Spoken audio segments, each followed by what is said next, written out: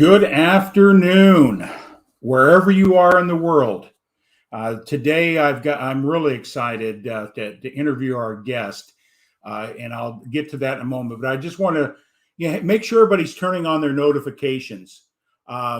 Today's message and our guest is going to share with you a cause and a mission that people need to be aware of. But G is for gratitude. It powers potential. And I believe gratitude gives us a different perspective. It negates negativity, gives us hope. And I believe it's what I call the mortars of life, the mortar between the bricks of life. And when we apply gratitude in all circumstances, we have a place of positivity, and you have a place of hope.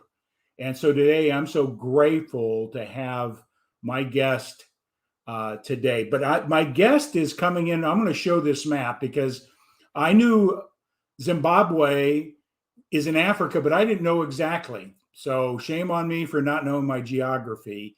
But I'm just going to show she's calling in from halfway around the world. And I'm excited to bring her in. So we got a guest coming from all the way from Africa. She is from Philadelphia. And I'm going to read her quick little bio here.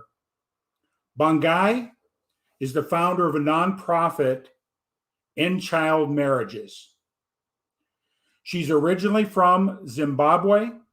Bongai has witnessed a girl child being sold into marriage at a very young age, some as young as 10, to men in their 60s and 70s.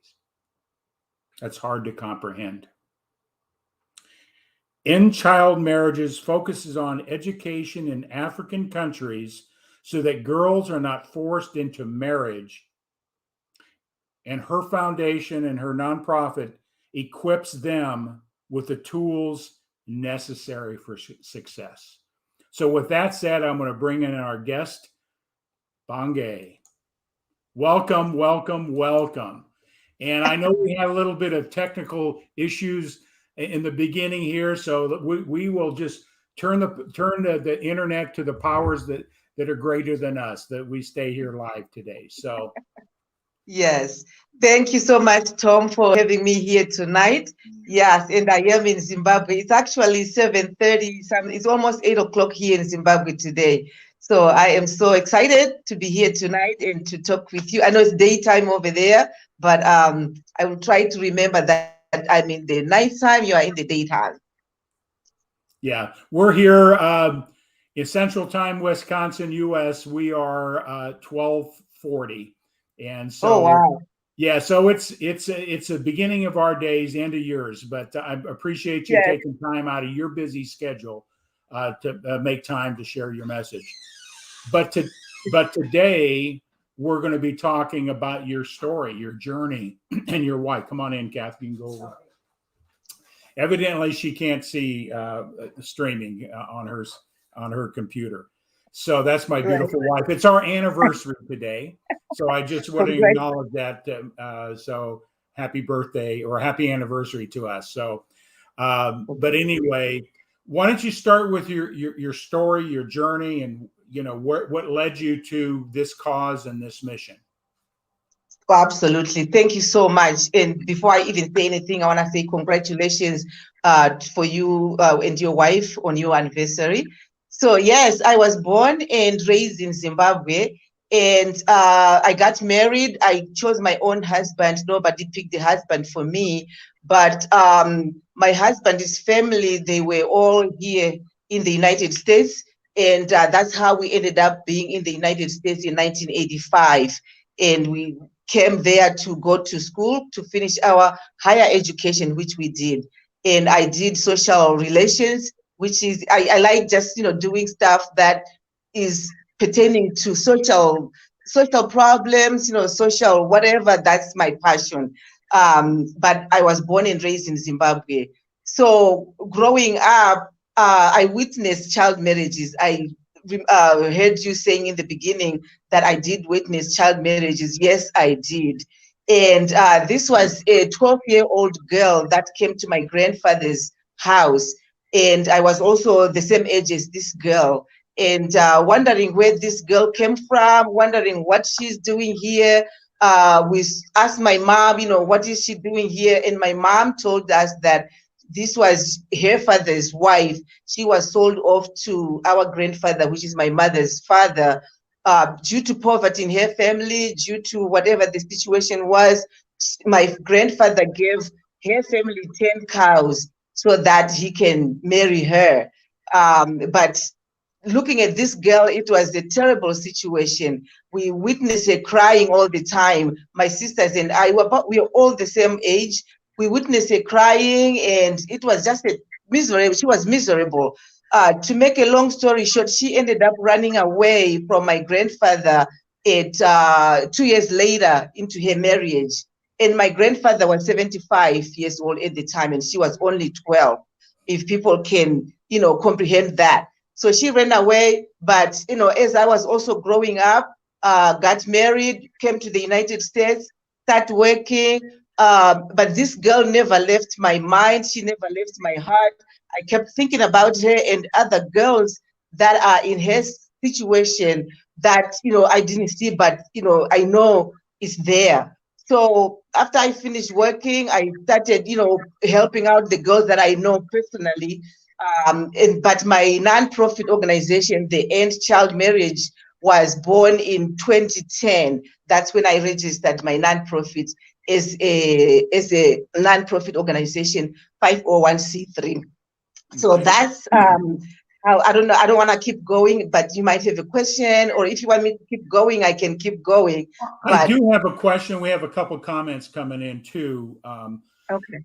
I was reading your bio and the information that was sent for Andrea Paas, and I appreciate her making this arrangement to help you get your message out and support you on that.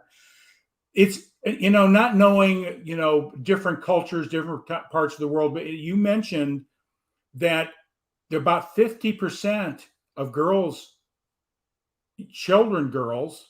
are sold off to marriage. Yes. Yes. And yes. So what happened? A cultural thing going back. Yes, that's an old cultural belief. So in Zimbabwe, the legal age for someone to be an adult is 18. So the country, 18, if you are 18 or younger, you are considered a child. And 18 and above, of course, you are an adult. You can decide whatever you want to decide for yourself. But there are still communities in Zimbabwe today in 2021 that are still practicing these cultural beliefs that when a girl is born and as soon as she turns puberty, she needs to go get married. And the father, if he has girls and boys, he will send the boys to school. And as soon as the girl turns puberty, she gets off to be married off to some because in their minds they are saying, well, if she stays here, she's going to get married at some point and go to someone's house, whereas the boys will stay at the house and continue on with the family name. So why not send her now and get something out of it? In my grandfather's case, he gave this child's family 10 cows. So the father will get these 10 cows. And, in most families, these families, they are going through different kinds of economic problems. Poverty is a big thing. So once he gets these 10 cows, he might sell 5 cows and maybe slaughter one for the family to eat as food. And the other cows might be kept so that they can keep reproducing, so he can get something out of it. So that's the mentality that they have. So we still have these communities, practicing this, but the rest of the country, thank God, they don't practice that anymore. The fathers, the parents, they also know that, just because a girl was born a girl, it doesn't make her less of a person. She's just, the same as the boy child. But, these smaller communities, they are still practicing those norms. They call them cultural norms. Okay. We got a couple of comments I want to just look at here, but is the government doing anything to just put that down? The best way I can put it is where's the government? Okay, so the government, yes, the law is that a child 18 years and below is not supposed to get married. If you marry somebody who is 17, 16, 10, 12, whatever, you are breaking the law. However, in these, villages, in these communities, even the police officers in those communities, they don't enforce the law. They don't enforce it as much as they're supposed to. But in towns that are a little bit civilized, yes, the police, they will enforce the law, and the majority of the country, they will enforce the law. And if in these communities, if they are reported, or if the police do their job, they will actually try to prevent this from happening. But it's kind of hard, but we are going in these communities, educating the parents, educating the girls that there is a law that protects you as a girl child, so that you won't be in this situation. But it's a process, it's a long process. You can imagine trying to get into a community where this is practiced on a daily basis, and you expect it to stop like right there and then. It doesn't. It's a long process that we have to go through. But the good thing is, the majority of the country, yes, the police are enforcing the law, and the organizations, they are coming in, and they are teaching the parents, they are teaching the girls, they are spreading the word, they are spreading the information, so that the girls will know where to go if this happens to them.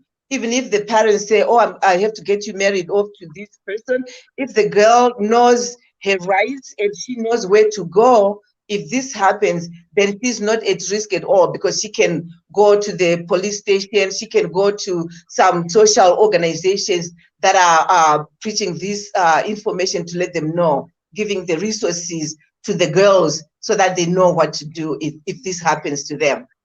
Great. So there's a overall movement or a concern about it from the government, of course, and then you're bringing awareness to help these girls. We'll get into that here in a moment, but I want to acknowledge Andrea for coming in. She says you truly make a difference in the lives of young girls in Zimbabwe.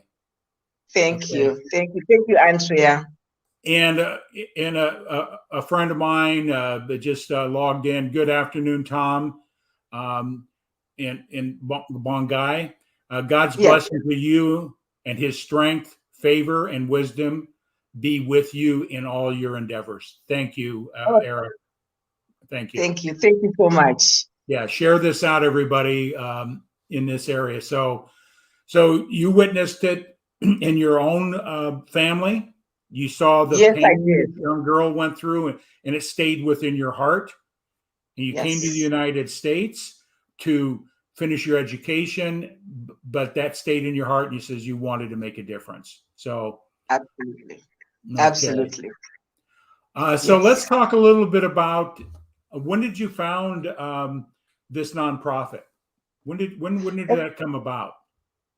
Okay, so the nonprofit it was registered as a 501c3 in 2010. However, before that, I was still doing the work that I'm doing now, because I know, so some of these girls from my community, I know some of these girls that dropped out of school when I was going to school with them. So I know that, it happens.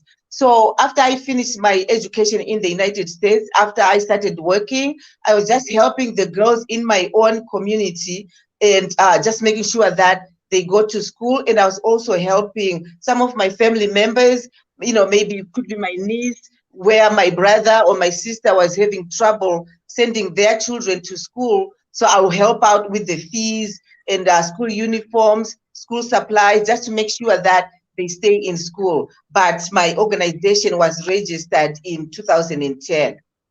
Wonderful. And let's talk a little bit. I'm going to put a couple slides up as we go through here, and then sort of let's talk about your mission. Your Sure. nonprofit organization dedicating saving vulnerable girls from Yeah. poverty, ending the risk by ending the risk of early child marriage. Yeah, you've already said that. So anything else you want to say about the mission, the education, and helping? It's only through education that we have a chance to pull ourselves and better our lives, no matter where we are in this world. Right? Education. Absolutely. Absolutely. I agree with that, because the way I look at it is that if we give these girls if we empower them by sending them to school, we are breaking the cycle of poverty, because most of these girls, their mothers were also child brides. So they don't even have school skills. They don't have the education that they needed. And they don't want this to repeat. They don't want this for their daughters. They don't want their daughters to go through what they went through. So they will do, whatever it takes for them to make sure that their daughters go to school. But the fathers is a different story. We have to really go into there and teach them and educate them that, no, you don't have to do this to your daughters. But educating these girls is the only way we can break the cycle of poverty, because otherwise it will continue on. If these girls were born by mothers that didn't have the education, now they are also married without any education, without skills. They are going to have children, and their children are going to be the same way. So it goes on and on and on. But if we break it now, my belief is that we are breaking the cycle of poverty, because once we educate these girls, of course, if they get married and they choose when to get married, they can also educate their children. They can also educate their grandchildren. So now the education is going, is propelling now. We broke the cycle of poverty. And I also believe, I really personally believe that if you give a girl the resources that she needs to help her family, you are not only helping this particular girl, you are helping like generations to come. So, not that we don't have to help the boys, but if we focus on the girls, she'll make sure that, her family is taken care of, her children, her grandchildren, her neighbors, everybody. So that's what I'm trying to do. Yeah, no, I put up these banners here, and because you're already talking why you do what you do, um, and getting girls into education. So your foundation is to help raise money to get these girls into school, get them educated, and we'll talk a little bit about that process. But it's different here in the United States, of course, but different there. Uh, so, what does it take? In that culture, what does it cost to get Okay, a girl in school? Because we're okay. talking in two different parts of the world and two different economic systems, and that all that. Yes, What does it really take to economically to make that okay. happen? Okay, so I'm fortunate enough that I experienced the educational you know information here, and I also went to school in the United States. And I remember when I went to college, sometimes my textbook, just one textbook, will cost more than $500, or some will cost like $300. But here in Zimbabwe, the American dollar will stretch so much. So for the girl to stay in school, the high school students, it takes $300 for the whole year. $300 will keep the girl in school. We can purchase her uniforms, we can buy her school supplies, and her tuition is there also for the whole year. And if I usually break it down into monthly, so monthly is $25. And by the time we get from January to December, that's $300. So when I ask for people to help sponsor the girls, the sponsorship is $25 a month. And if you make a commitment, because high school here is 4 years, so the girl will need 4 years for her to complete high school. So, for example, if let's say I get a sponsor who can say I will sponsor a girl $300 for 1 year, and if they stop there, yes, we appreciate that they helped her for this year, but then next year she becomes vulnerable again, because if the sponsor stops at the end of 1 year, next year we have to figure out again how we can get more money to sponsor her. So I usually ask for a 4-year commitment so that she can finish high school. Therefore, once she finishes high school, she got a few doors open. She can go to college, she can go to culinary school, she can go to different technical schools. Therefore, she can be independent, she can work, she can do whatever she wants to do. And so, to answer your question is $300 will pay for one girl for 1 year of high school. And we have a couple of girls that are in college. So for our college students, it's $500. They have 2 semesters a year, which makes it $1,000 to keep a girl in college. And they also have 4-year college. Their college programs is usually 4 years. I got a question for you. So it's somebody that wants to support the cause and help these young girls and better their life. And say, for example, I'm donating, and I commit that 4 years to that. Do I know exactly who that young girl is, and I can watch her growth and I can participate in her life besides just money? Is that part of the offering? It's a great question. So what I do is, if you sponsor a girl, I will take a picture of the girl. You get a picture of the girl. You get the story, because there's always a story behind each girl, different stories. So you get to know her background, and you get to get school progress throughout the year after year after year. You get school progress. You get to know how she's doing. I have a teacher who teaches at this particular school where all the girls are going. So you can communicate with the teacher. She's open. You can get her phone number. You can ask, let's say you sponsor Sarah. You can say, hey, Teacher Rashai, how is Sarah doing? I'm her sponsor. Can you tell me how she's doing? She will be more than her. She can send you videos. She can send you pictures. She can send you report cards. Whatever you need, you get it. You will get, you get to see how your girl is doing. Wow, I think that's powerful. I think that's you're actually seeing the influence of the dollar or influence of your donation. Absolutely.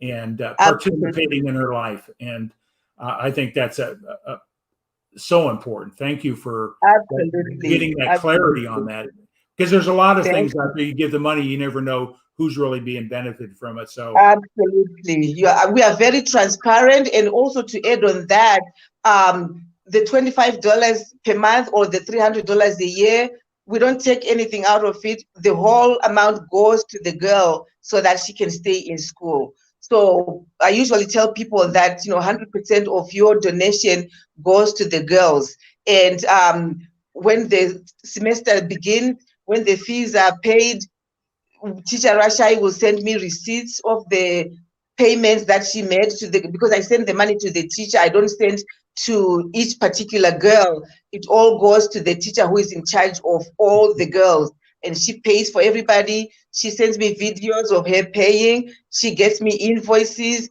Everything is very transparent. And if you ask for a receipt for like an invoice for the tuition as a sponsor, you get it.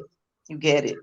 Wonderful. Thank you for making that transparency and clarity on those that are going to step up and help that young girl or girls. So I'm going to read something here because I got from Andrea. She sent something here, some testimonials of some of the girls. You mind if I read these or? Oh, sure. Absolutely. You can go ahead and read yourself, or let you expound on the testimony. Maureen S. Do you know Maureen S? Yes, I do. With a degree in business management. Can you share that story? Absolutely. Maureen is like one of my favorite stories to tell everybody. So we got Maureen when she was 14, and she was just about to be married off. And luckily, her mother knew the teacher that we work with. So she ran over there and said, hey, my husband is about to marry my daughter off, but can you please help me? So the teacher contacted us, immediately, and we got her. We put her in school, and she completed the 4 years. Maureen went on to the university, one of the universities here in Zimbabwe. She went to business administration. She finished her 4 years of college. She went on to do her master's program in finance. She finished that. And when she was doing her last year of master's degree, she met her husband, well, boyfriend then, but now she's married to the guy. So they met when they were finishing their master's programs, both of them. When they finished, they got married. I was invited to the wedding. It was like one of my best days ever. I went to the wedding, and now she's married. She is also an entrepreneur. She has a business. She's helping other people in her community because now she's an employer. She's employing other people. But the best part of this, what she's doing is she's also helping other girls that are in her situation when we got her. So she's sponsoring one of the girls, paying school fees, making sure that she has school supplies, school uniforms, and her fees is paid. So I'm so proud of it. And she has 2 boys now. So she's like one of my best success stories. We people that contribute and helping that story, helping that young girl. Now she's in a position to perpetuate it as we help, as you help more people. They end up turning around and helping and supporting because they have the economic means to help out as well. Yes. So, what about? Hopefully, I don't butcher or make up her name. Vimbai. Vimbai. Okay, Vimbai. So Vimbai is another one. We got her when she was also in high school. And Vimbai finished high school. She went to college. She went to the University of Zimbabwe. She studied languages. So she studied Chinese, French. I forgot the other third language that she learned. So she finished. This has been about 5 years when she graduated. But now she moved to Mozambique. Mozambique is neighbor country of Zimbabwe. So she's over there teaching English because the people in Mozambique, they speak Portuguese, but they also learn English. So she's teaching English, and she also translates Chinese to English, English to Chinese, because in Mozambique and in Zimbabwe as well, we have a lot of Chinese people that are coming to the country to do businesses. So, I mean, but Vimba is not married yet, but she's working. And, the other good thing about, this, what we are doing as an organization, like I said earlier, we give these girls an opportunity to postpone marriages. They get to choose when they want to get married. They don't get to be forced to be married at 14, 12. So Vimbai, I think she's now 28. She's working, she's independent, she's supporting, her family, but she doesn't want to get married yet, which is fine. She's going to choose when she wants to get married and to whom does she want to get married, not to be forced to marry someone that she doesn't even know or somebody that she doesn't love. So when I see stories like this, it just makes me happy. It makes me appreciate what I do, and it just gives me that fulfillment to say, okay, I'm doing something that's working because these girls are doing what they love to do. They are doing what they like to do. And here in the United States, we take those freedoms and liberties and what we have in our country for granted. Yeah. And yes. So I think you're touching some hearts out there. And I'm going to just do Sisi. Is that pronounce her name correctly? Sisi? Yes. Well, Sisi. I'll tell you the whole name. Sisi is a nickname because her name is kind of long. Her name is Sibusisiwe. But we call her Sisi. She's okay with that. So Sisi is another one. Went through high school when she was just about to be married off. I think we got her when she was 13. Put her in school. When she finished high school, she didn't want to go to the regular university. She loves cooking. She loves, serving people. She loves food. So she chose to go to culinary school. So she did that for about 4 years and she graduated. When she graduated, she got a job as a head chef in one of the, over here in Zimbabwe, they have, for example, I can compare it with like a Walmart in America, but inside this food chain, they have like a restaurant area. So she's the head chef. She cooks there. She has people working under her because she's a head chef. But on the side, she also has her own business, like a small restaurant where she's also employing other people. So she's doing what she loves to do. And Spusiwe got married, I think it was 4 years ago now. She has two children. She has one son who is 3 years old, and she just had a baby girl. The baby is about 3 months now, and she's as happy as she can be. She is doing what she likes to do.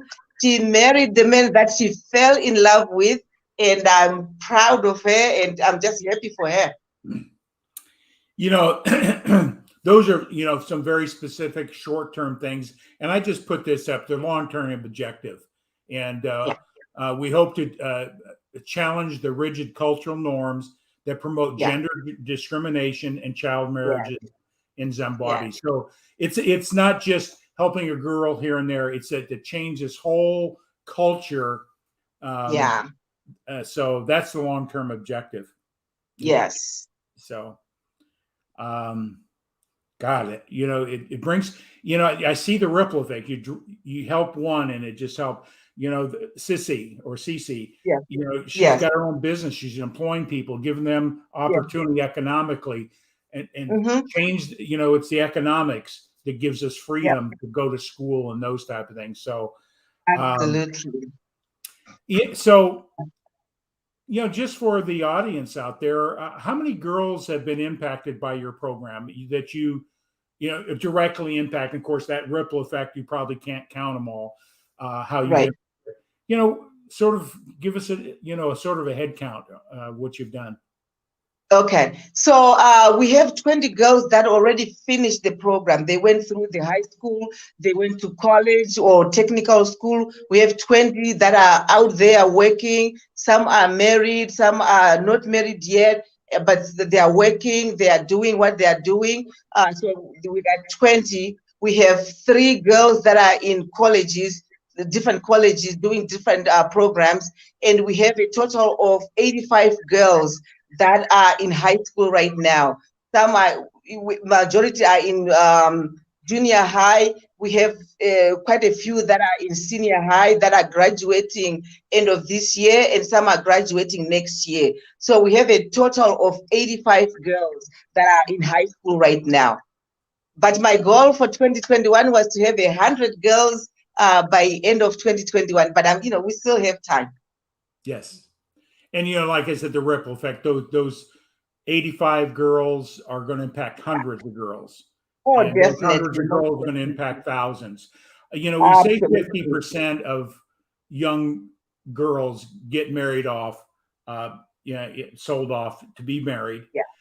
Yeah. How many, I'm just really curious, how many girls do you think that is? Do you know how many young girls are in that country that are subject to that cultural practice?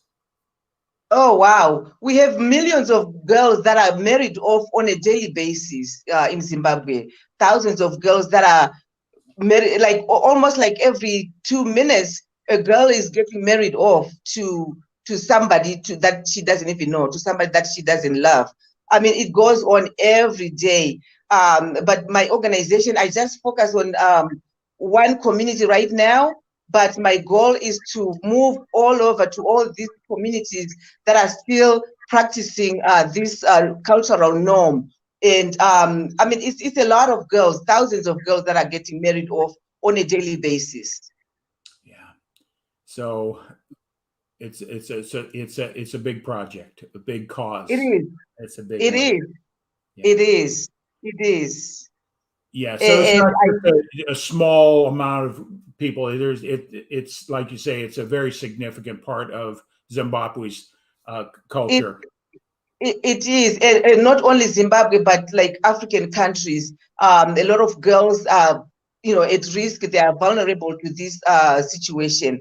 And with COVID, 2020 and this year, it kind of made things a little bit more difficult because, for example, when they were in lockdown, girls were not going to school, so they were at home, and boys were at home as well.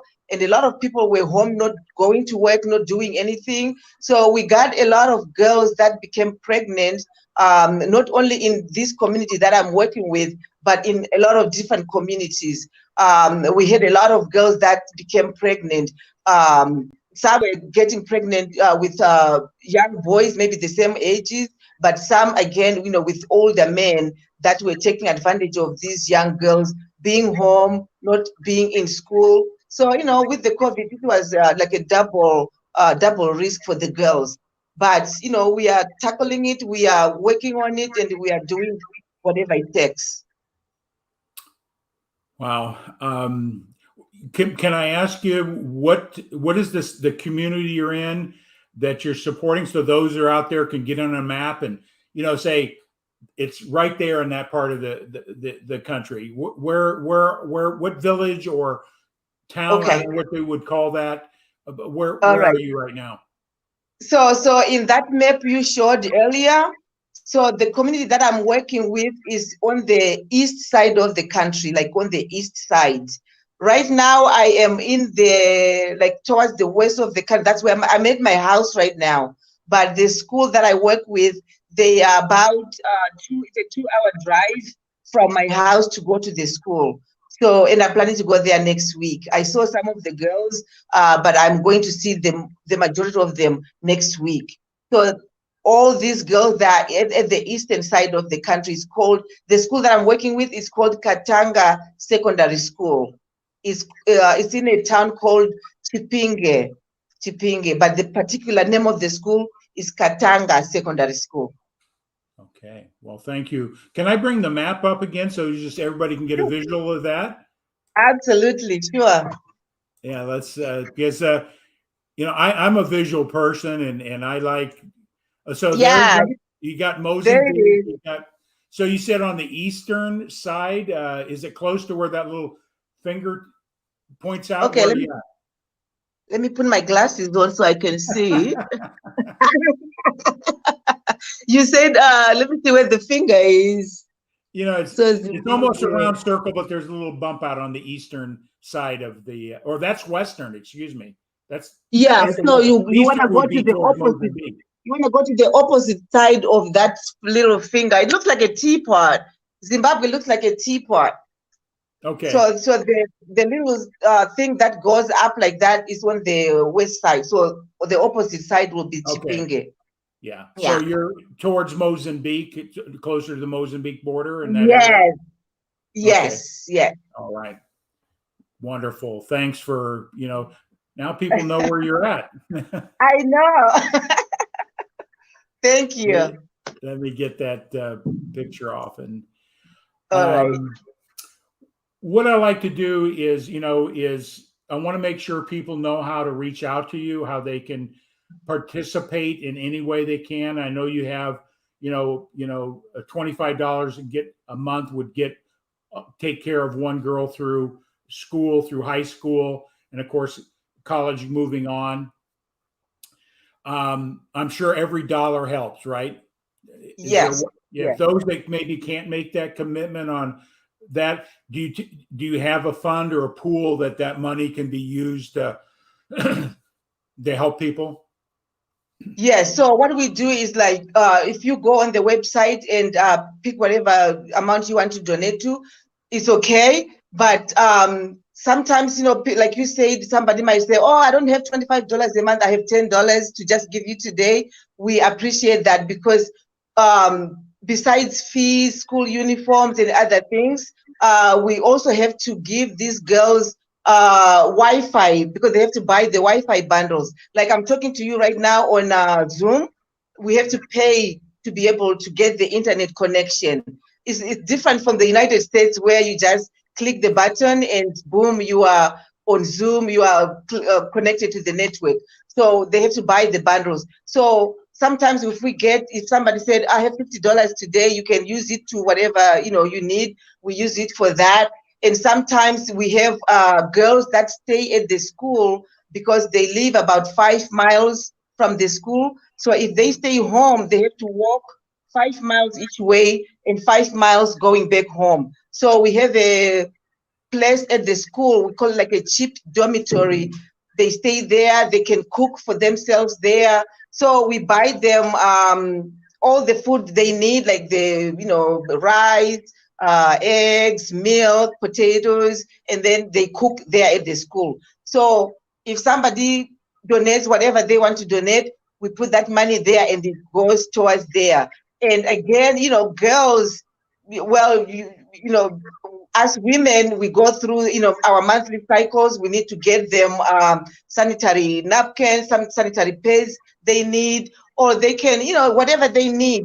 They might need wash soap, they need wash towels. We can get them those things that they need. So that's what we'll use it for. Great. So I think what you're doing is we want to help an individual through that process, but there's other needs that that to support it and to help these young girls, young ladies Yes, with absolutely. that. So I'm going to put up your motto, if you don't mind, if I can put that up. Andrea, absolutely, I don't mind. Go ahead. Andrea, thanks much for putting up the banner. This is where you can go to find out more about the foundation or the nonprofit. And we just encourage people to give what you can.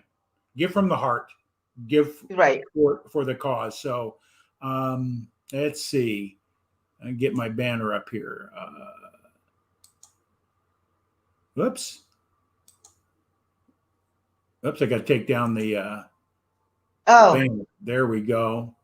Okay. And then where is my banner? Got too many banners here. There we go. Nope, that's not the one I wanted. Okay. The motto. Where did I put the motto? I hope I didn't click it off. What is your motto? I saw it earlier. Empowering girls through education. It's going under the banner. I thought it was going to be a hard banner coming up. Okay. All right. So you got it. Empowering girls through education, right? I got touching tomorrow. Touching tomorrow's leaders today. Yes, touching tomorrow's girls today. Touching our tomorrow's leaders today. That's like it is, like it's saying, because we are working with them now. They are girls, but they are our tomorrow's leaders. They are our doctors, teachers, whatever it is. So we have to take care of them now. Yeah. Well, wonderful job. Great cause. Bringing a new awareness to what we can't comprehend here, and thank you for sharing that today. So there's a bigger cause than just that one community, and it's going to be the ripple effect, and one helps one, two helps two, and you get the exponential growth over time. So absolutely, great mission, great cause. Anything else you'd like to say to the audience that Thank you so much. Thank you so much for having me here. And again, the big thing is to make people aware of this problem that is still exists today. So thank you for letting me share on your platform. And I also want to thank Andrea for connecting us together so that we can do this together. So I just want to say thank you so much. And again, I just want to share with people that there's this African proverb that I like a lot that I want to share with people, that it says, if you want to go fast, go alone.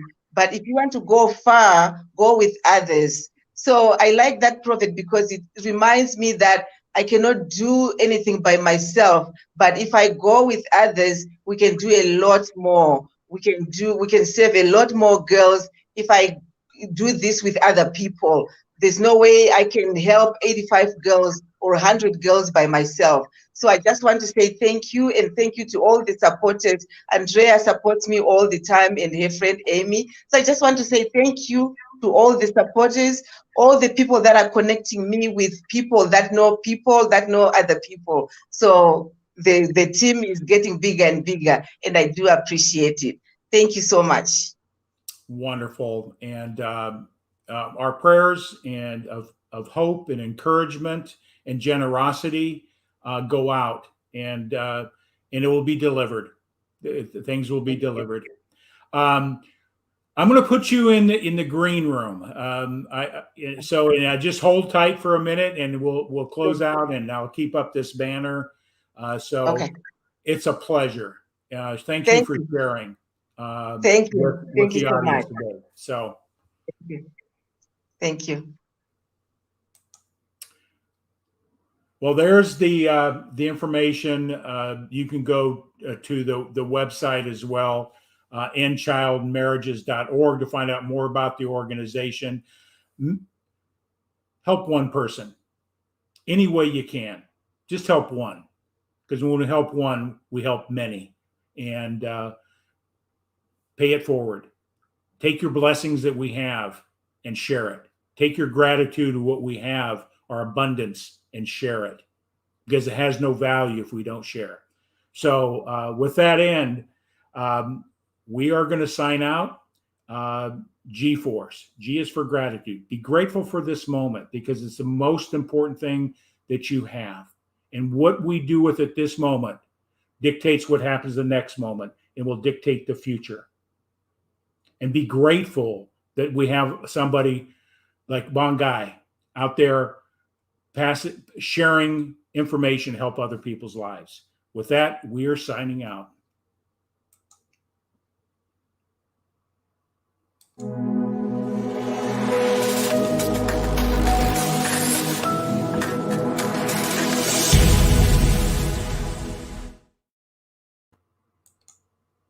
We are back. All right. Thank you. Awesome job. Oh my God. Thank you. You know, I was praying for the whole time that the internet won't drop off on me. The power's beyond us. I did a little prayer before when I saw you were struggling and you froze. I go, oh my God. I know. Oh my goodness. Thank you so much. Thank you. I would like to get your, I'll send you an email. I'd like to get your personal mailing address. Is that okay? Sure. Yes. Okay. Yes, I will send it to you. Go ahead. I can send it to you on the what message we have been communicating on the message or messenger. So I can send you my email or messenger, whatever is good for you. And sure, I will send it to you on messenger. My wife would like to say something. She's come on over, Kath. Okay, yeah, let me see her. We're off air, so. And I'll take my hat off, although I'm a mess. I was exercising, so the camera. It's always nice to be able to hello there. Hello. Hi. Thank you so much for thank you. And taking your time with me now. I have two questions for you. I mean, I have many, but I'll only ask two. Okay. Is education the only way out for these girls?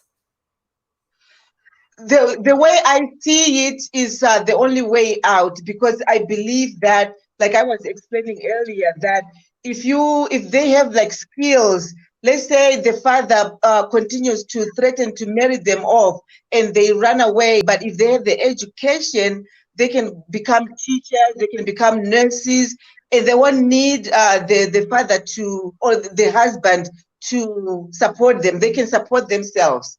They can support their children, because if they get married off at 12, what is a 12-year-old girl going to do as a wife to somebody, And in most cases, for example, in my grandfather's case, the girl that was married off to him, after she ran away, 2 years later, he passed away. So if she had had children with this man, she was going to be a single mother a single person with no skills, nothing. How is she, let's say she had kids, how was she supposed to support the kids if she didn't have any, she couldn't do anything. So I believe that if they are educated, then they can at least support themselves and support their families. Yes, yes. Yeah. Thank you. And my second question is, as Tom said a couple times, you know, the naive. You live in Yeah. the United States, right? Yeah. And but the naiveness that I'll speak for myself, that I have around this issue. I have explored and been exposed to sex trafficking a bit. Okay. Okay. And but this, it's kind of like, and you don't have to answer me, but this is my curiosity. What does a 13-year-old girl do married to a 70-year-old man? Her life is what? Just getting pregnant and cooking? Her life ends there. You know, her life ends the day she goes to that man's house. Because the way I can tell for my grandfather, because I watched him with this girl. Because but my grandmother was there as well, my mother's mother.